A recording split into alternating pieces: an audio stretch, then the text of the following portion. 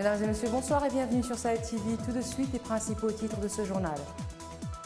Civils et militaires voteront le même jour lors de la présidentielle du 22 juin prochain. L'Assemblée nationale vient de voter la loi à l'unanimité.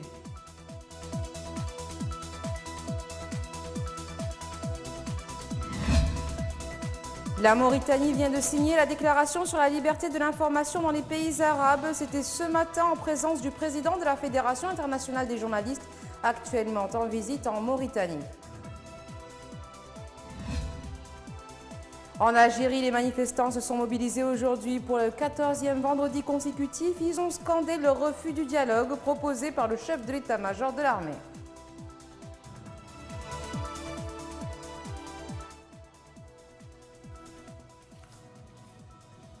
Merci d'être avec nous. L'Assemblée nationale a modifié l'article 12 relatif à l'élection présidentielle. Avec cet amendement, dorénavant, civils et militaires voteront le même jour. C'est une doléance exprimée par l'opposition dans sa plateforme pour sa participation sans réserve à la présidentielle de juin prochain. C'est récidivé. Désormais, les forces de défense et de sécurité votent le même jour que les civils. Les députés viennent de modifier l'article 12 relatif à l'élection présidentielle. Pour la majorité, c'est une preuve que le gouvernement prend en compte les préoccupations de l'opposition et est disposé au dialogue permanent. Dans le cadre politique, qu'une majorité puisse accéder à une demande d'une opposition, je pense que cela ne fait que renforcer notre démocratie. Ce n'est pas l'avis des députés de l'opposition. Pour eux, le gouvernement n'a satisfait qu'un point d'une plateforme revendicative.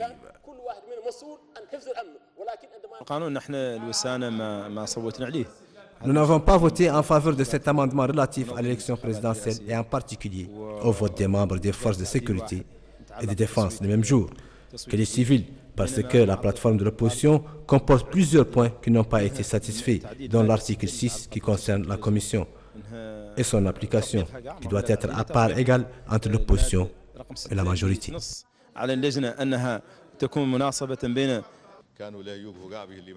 Le ministre de l'Intérieur et de la décentralisation, Ahmedou Ould Abdallah, était également attendu par les députés sur d'autres sujets qui préoccupent les populations, notamment l'état civil, qui pose beaucoup de problèmes dans certaines wilayas du pays, notamment le Guidimaka, qui vient de bénéficier de l'arrêté 411 instituant une commission départementale et communale pour le règlement des problèmes liés à l'enrôlement.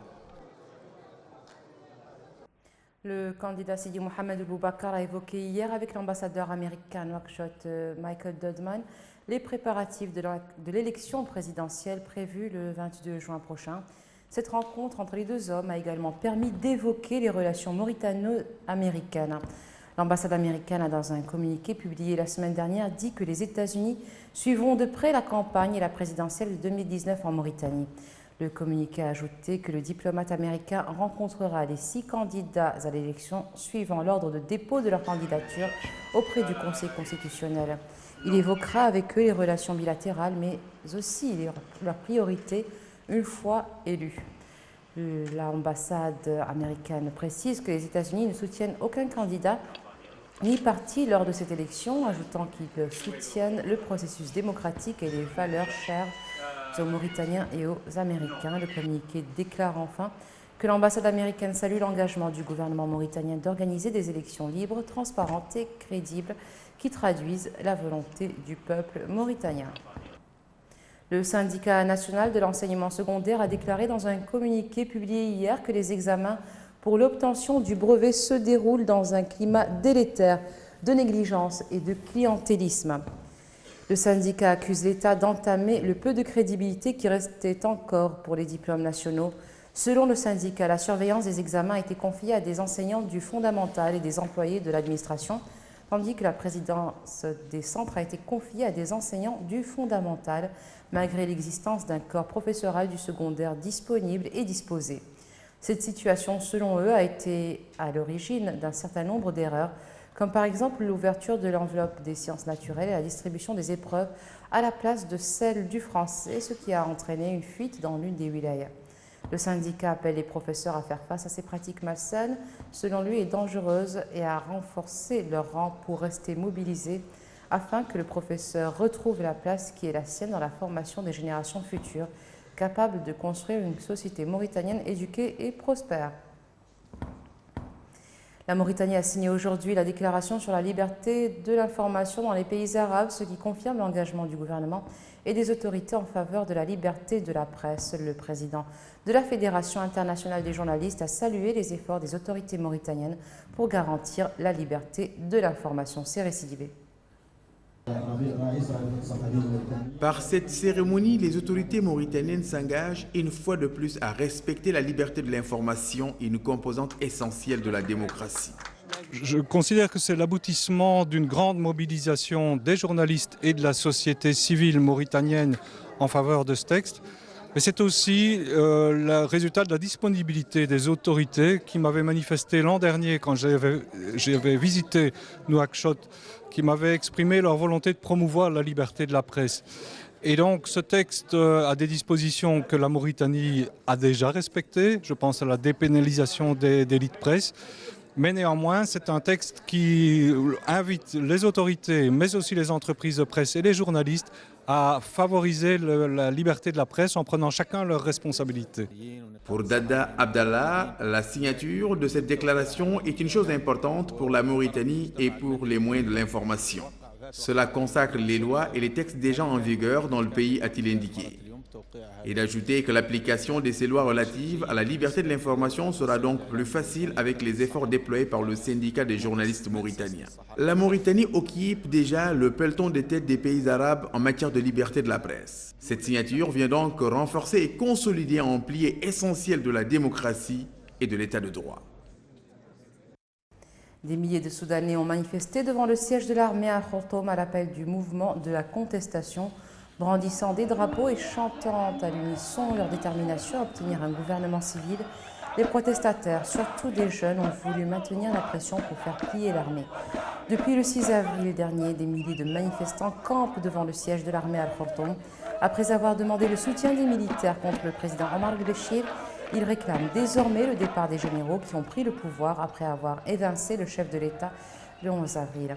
Dans un communiqué publié hier, tard dans la soirée, suite à des informations faisant état d'incidents en marge de ce sit-in, le Conseil militaire de transition a adressé un message de fermeté aux manifestants, message dans lequel il déclare, je cite, « Face à des développements qui menacent la sécurité publique, les forces de l'ordre vont agir selon la loi pour garantir la sécurité des citoyens et pour maîtriser les actes d'anarchie. » Fin de citation.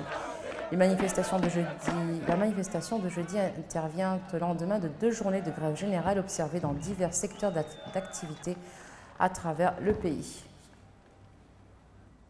Malgré la machine à réprimer qui est passée à la vitesse supérieure, les manifestants ont afflué dans le centre d'Alger ce vendredi.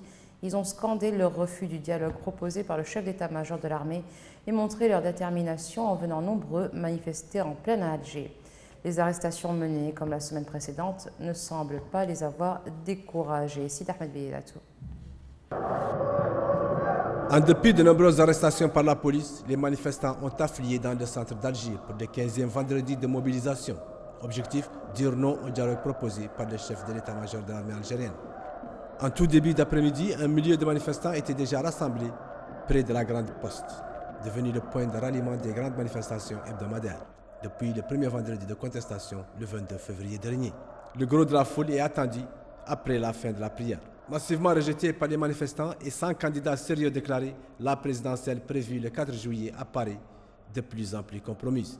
Plus tôt cette semaine, le chef d'état-major de l'armée, le général Ahmed Qaïd Salah, devenu le véritable détenteur du pouvoir depuis le départ d'Abdelaziz Bouteflika, a réclamé des concessions mutuelles dans le cadre d'un dialogue dont il n'a pas défini les formes.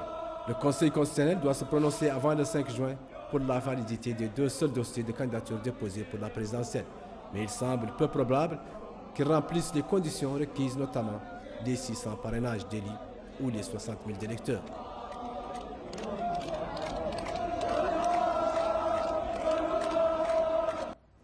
Les autorités kurdes en Syrie ont remis mercredi 148 femmes et enfants ouzbeks affiliés au groupe djihadiste État islamique à une délégation consulaire de leur pays venue les rapatrier.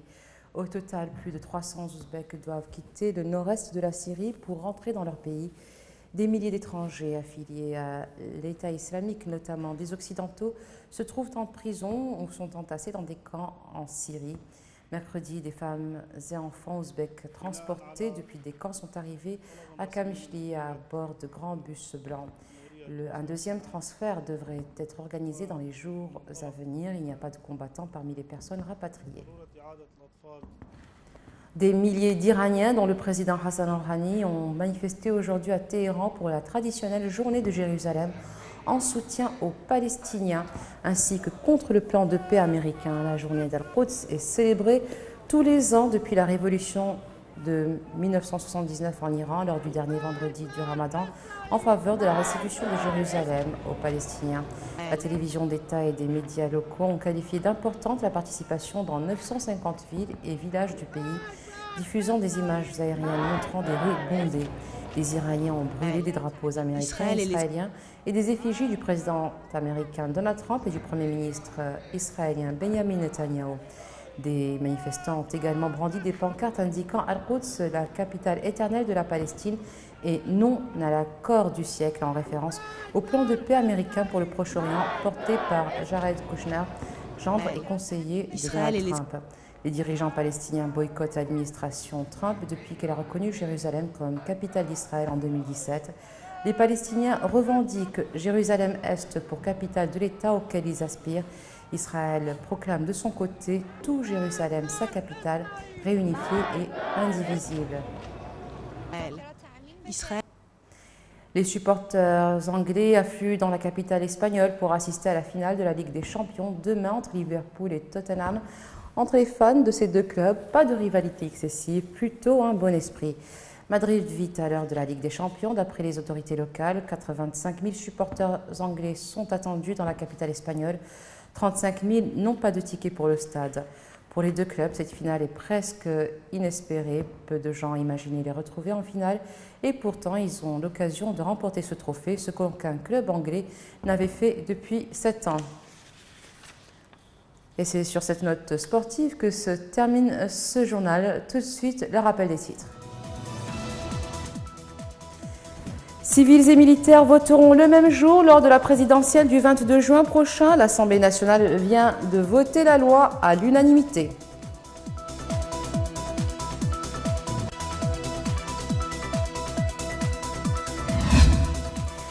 La Mauritanie vient de signer la déclaration sur la liberté de l'information dans les pays arabes. C'était ce matin en présence du président de la Fédération internationale des journalistes, actuellement en visite en Mauritanie.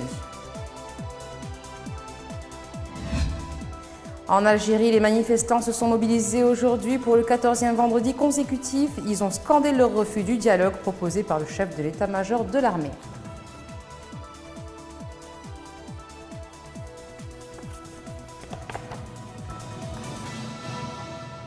Merci d'être resté avec nous. Excellente fin de soirée sur Sahel TV.